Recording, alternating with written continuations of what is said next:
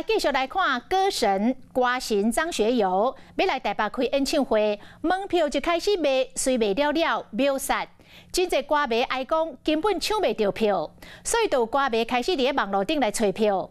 结果发现台中一个里长，就是之前捌参加过的歌唱节目《有烧》张学友之称的迄位姓高的里长，甲摇滚区一张即个5880票。 高价卖到18000块。虽然里长讲是要帮忙一个单亲妈妈来装医药费，迄个票价嘛是迄个单亲妈妈所开的，但是律师讲里长的行为已经触犯到文创法，上悬会当罚款90万。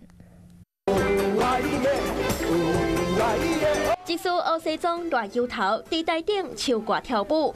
歌神张学友将要到台北开演唱会，想要购门票伫30号真紧就卖了啊！民众就伫网络顶观来找票，竟然发现台中有一个姓郭里长，敢若将票卖甲真关价。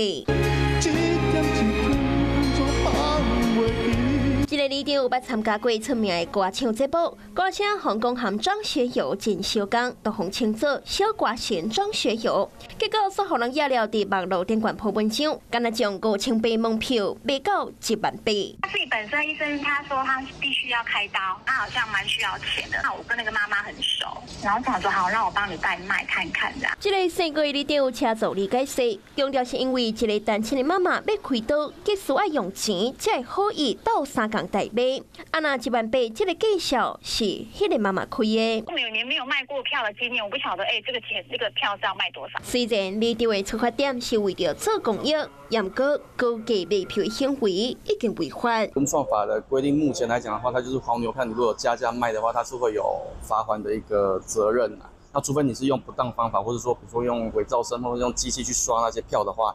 那他才会有刑事责任。律师讲，加文表演的票价定价愈悬，就罚愈重。里长卖18000，上悬会当罚到90万。目前警方也未接到民众的报案。姓郭里长虽然讲是做善事，不过高价卖票，恐惊牵涉到恩贵问题，互家己违法。